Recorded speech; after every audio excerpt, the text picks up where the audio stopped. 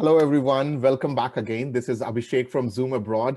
And today I have got a special guest from Delhi, Roshan Tara Jaiswal. Roshan has studied in University of Cambridge, LLM, with a Commonwealth Scholarship, which is a fully funded scholarship. And today we are going to take her experience about how did she get this and what she wants to share with all of you, those who are planning to study abroad and looking for scholarships. So welcome, Roshan. Hi, thank you so much, Abhishek, for having me online. And I mean, that's the best way we can do right now, the interviews, I think, online. Yes, yes. I think this is the more comfortable way as well, rather than going to a studio, isn't it? Yeah, Right. that's true. That's true. I Yeah, would agree with you. perfect. So, Roshan, I will just straight away crack into the first question is, you were doing already really well before you decided to go abroad, right? So why you felt the need of going abroad for study in first place? And why UK? I think that's something. Okay. So first part of the question, thank you so much, Abhishek, for thinking I was doing really well. But at that time, I mean, I think this is something that's been like a childhood dream to go outside for Hmm. a sort of degree, and something that's been instilled in me by my parents. My father was an extremely is an extremely educated person, and he wanted his children to study, hopefully in the UK, which is sort of also the answer to your second question. That's probably why I was motivated to go to the UK. Hmm. Secondly, I think everybody, and that's my own research, that's talking to people who had gone to different countries. I had sort of two options open to me: either go to the best sort of universities, or my and or just go to countries where immigration was easier. So Hmm. I Okay. sort of took the harder way out in something that I can say that I wanted to, like, I chose to apply to the UK because it does house the best universities in the world. Even the immigration slash getting a job after a master's degree is not as lucrative, or was as lucrative, especially because of COVID and other visa Hmm. reasons, etc. Hmm. So I think these are the two reasons why I actually decided to apply to the UK, why I was very interested in going to the UK, and also why I wanted to go to the different country to probably gain a different exposure. Of course. So exposure is something that we hear quite commonly about people wanting to study abroad. But specifically digging into the law, right? Because the implication of your law degree from MIT in India and having a Cambridge law degree, isn't there that you also need to have some sort of a certification, the bar certification, before you start to apply for UK-based jobs in law? Not really. If you apply, so there are different ways in which you can practice law in UK. One is the solicitor route, which is basically working in law firms, and the other is the barrister route, which is basically people arguing in the courts. So both of them have very separate sort of qualification procedures in the UK, because uh, what my understanding is that you don't even need to have a basic law degree to be either or. You can apply because there are practitioners courses for both the solicitor route as well as the bar route, the barrister route. Both have different sort of training contracts, and they training contracts for solicitors, pupilages for barristers. So there are various ways in which you can actually qualify as a lawyer in the UK, but you don't need to have qualifications to apply for the LLM. Mhm. Or you don't need, because LLM is a purely academic degree. It's not a practitioner's course, or it's not considered something that makes you eligible to practice in a particular country. So LLM strictly is just an extension of your bachelor's degree in terms of education, in terms of academia, and academic rigor. So that's sort of what the process is for application for the LLM. Exactly. And I think one of your blog that I was reading on LinkedIn talks about that it is more of an academic degree, and you should not completely rely upon getting a job based on this LLM, which is a Yes, very for honest sure. feedback for many students, those who would think that getting a Cambridge LLM would get me into a job immediately. That is not guaranteed. I Amazing. mean, it helps, but Yeah. I will not lie. It does. It did help me also to get a job and internships in London, in Geneva. I will not lie and say that Cambridge does not help and the stamp approval of Cambridge does not help. However, it just doesn't guarantee it. Well, Even in the long term, like even if you do get an internship, it doesn't guarantee just because have or are from a particular college and have a particular degree. It's more in terms of qualifications that you might want to. Um, I mean, you might want to go through that route if you want to work in a particular country, especially for sure. lawyers. Yeah, so just for the listeners, for the sake of understanding, many license-focused courses like nursing, MBBS, laws, they have a different way to entry to the market in terms of employment. So if you are looking to take any of these courses, it's better to take a professional advice on what certifications or licenses that you may need to get to Yes. work on that particular industry. So yeah, great. Coming on to the next question now, right? One of the achievements that we want to shout out about you is the Commonwealth Scholarship, right? And Thank you. what before you even applied for this scholarship, right? What was your understanding and how did you decide that I need to get a scholarship? So I mean, we're from a reasonably middle class sort of family in India, so it's not like we can't afford. I mean, we would have taken an education loan otherwise. Um, but my brother and I applied at the same time. My brother's younger than I am, so technically we would have to fund two international educations, which honestly is something that's completely out of bounds for us. And, it was just going to be extremely exorbitant and something that I decided, I think, in ninth grade that I wanted to go for a master's. I decided I did not want to go for a bachelor's because it was extremely expensive, something that my family definitely could not afford. And if I do go for master's, I would definitely never take a penny from my parents. And go on my own merit and definitely have a scholarship. So something that I decided really early on. Um, I mean, you have an idea on in your head, but it just the execution is just so much more different, and which is what I can tell you about the scholarship process as well. So I've received the Commonwealth Cambridge Trust Scholarship, which is something where the Commonwealth as well as Cambridge Trust funded me. So it wasn't just one source of funding that I received. And obviously, some people have often confused that scholarship with the main Commonwealth scholarship, which is basically the country itself nominates you, and at least in India, it's the Ministry of Human Resources, the HRD Ministry, which um, recommends you, and they have their entire process. So it's not that; it's a bit different. So, firstly, for everybody who's listening, I actually got rejected from all of the other scholarships, all of them. Like I applied to I think 20. I got invited. I got shortlisted. I've gone through the final rounds of every scholarship that I applied for. Yet Mhm. I never received a scholarship, and this was literally the last straw that I did. I had just decided to go to Cambridge, and we had started working on the loan process and the bank process, and it just sort of happened.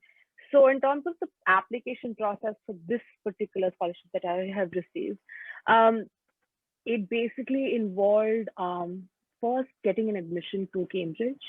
That was the first step. Secondly, what Cambridge often does is highlight potential people who are eligible for scholarships, and then they match what scholarship a person can get. Um, and they urge you to either apply if there is a different application process, or they nominate you directly if you have received a particular scholarship from the trust itself. So the trust is, again, a trust is based, like I think there are 500 or five, like an exorbitant amount of donors that donate to the trust, and they have certain ideologies. My friend from Libya, she was from a war-torn region and she was doing the LLM with me. She got the Rowan Atkinson scholarship, which was basically targeted for people coming from war-torn areas. So different people have contributed to the trust and they've decided that this is what the scholarship amount is earmarked for. So I was lucky because none of this was earmarked technically for me. Cambridge Trust decided to decides often to nominate about 5 to 8 students every year to the Commonwealth Scholarship Commission. And then the Commonwealth Scholarship Commission also scrutinizes their application and sees whether they're actually able and willing to sort of fund their education and they think they have potential. So that's how it happens. So Cambridge basically told me and told me that this is a scholarship that we think you're eligible for and you should definitely apply for it. I did apply for it. I got, and this is something that I do definitely talk about, I got put on the reserve list. I didn't get nominated in the first instance. I just got put on the reserve list saying that if somebody else backs out, or if the Commonwealth thinks, or they urge Cambridge, because Cambridge also has to fund some part of the scholarship, right? So they have to be in agreement as well. So I was on the reserve list for, I think, about 3-4 months. And I asked them very realistically, I asked Cambridge very realistically, do I actually stand a chance to be a nominated candidate? Yeah, and even get it. They said no, because often, why would anybody, let's be very honest here, why would anybody who has a scholarship to Cambridge turn it down? Yeah, so which makes sense. But I think when I met the Commonwealth Secretariat when I went to England, I sort of figured out when I got the scholarship that it was mostly the Commonwealth that had pushed for my application and asked for funding. I think from both sides, even Cambridge had admitted, because they did put me on the reserve list, they did tell me that I am eligible and a good candidate for this particular scholarship. So that's how it sort of worked out. As for the application process, it was just that Cambridge decides, or in a shared scholarship, basically the university decides who is most eligible. It's not an open application like the Commonwealth Normal Scholarship is, which anybody who has an admission or a potential admission to a particular university can apply for. And the UK specifically has a lot of Commonwealth scholarship. I would highly urge people to actively look for universities. So they partner every year. I think Cambridge has not topped, I think I was one of the last scholars, Commonwealth scholars, shared scholars from Cambridge, because I don't think they've partnered up again with Cambridge Trust, or Cambridge hasn't bid for the Commonwealth Scholarship.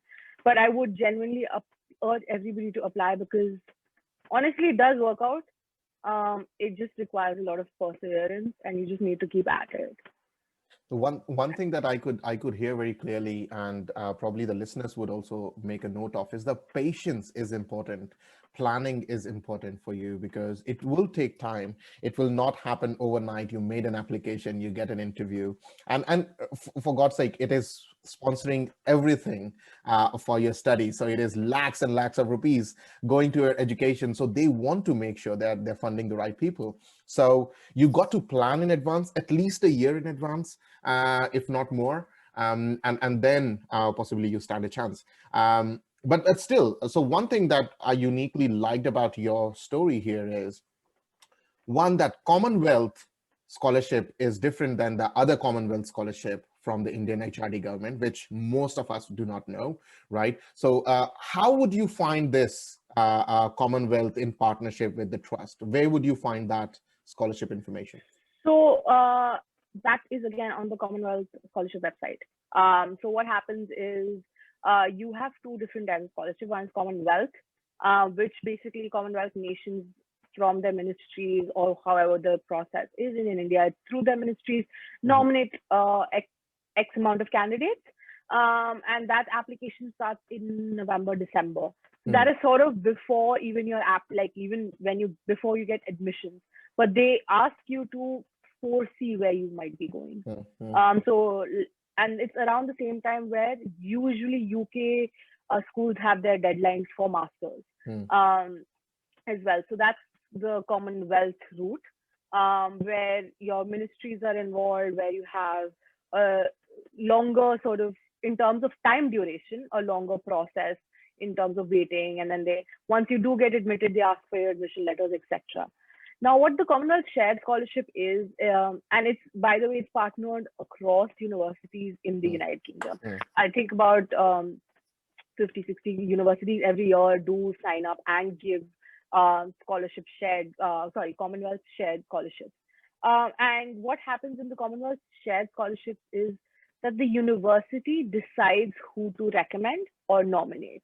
And now, so basically, instead of you simultaneously applying for scholarships as well as colleges, you already have an admission from a Mm. particular college. Yes. And they decide, okay, this person is from X country, so it meets one criteria. This person has the merit, has the, and it does depend on merit. I don't think it's a need-based scholarship at all. Mm. I think the people who I have interacted with throughout my stay in England and met a lot of Commonwealth scholars, Commonwealth shared, normal Commonwealth as well. They all have been extremely meritorious in their universities, and that's why they get the scholarship. Now, the shared scholarship is different because A, you already are admitted to the university. B, the university decides. It's not your country that decides whether you are a nominated candidate, reserve candidate, etc. Because even the Commonwealth scholarship, normal Commonwealth, has a nominated list and then a reserve list. Mm. So it's the same for universities, but it's the university that's nominating you. So where you can find this information is on Commonwealth Scholarship. Just Google Commonwealth Scholarships, and I think it's ComSchols, the website. And then you can see the shared institutional partners who have signed up for the next academic year to see which, firstly, you can see which university is being covered by the Commonwealth Shared Scholarship, and the courses that come under their ambit. I think the Commonwealth Commission, the Scholarship Commission, has 6 fields that it wants to promote. And the 6 fields have particular degrees corresponding in different universities. Mm. So the LLM was under global justice. And that's where, you can basically differentiate between, let's say you want to apply to Cambridge, but then you see that Cambridge does not actually have a Commonwealth shared scholarship. So maybe it's something that you would like to consider while you're applying as well, right? Secondly, okay, let's say that Cambridge does offer the Commonwealth shared scholarship for the year that you are applying. Does it offer it for the degree that you are hoping to apply for? Because that is extremely important as well. It's not like every degree in Cambridge is eligible for the shared scholarship as well. So there are specific degrees. Mostly it's humanitarian based.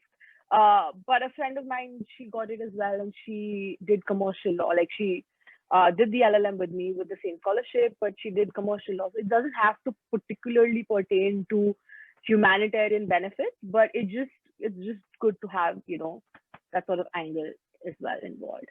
But yeah, that's how you go about figuring out about at least my scholarship.